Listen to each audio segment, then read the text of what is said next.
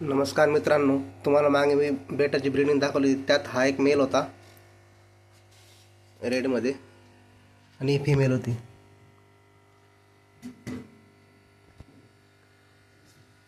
यांची पिल्लू आता जवळपास 27 दिवसाचे होऊन गेलेले आहेत. हे बघा त्यांची प्रोसेस. एवढे बेबी निघालेत मला. 27 दिवसाची एज झाली आता यांची.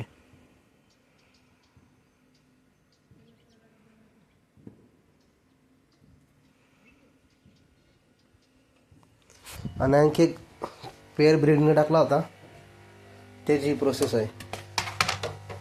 हे बघा,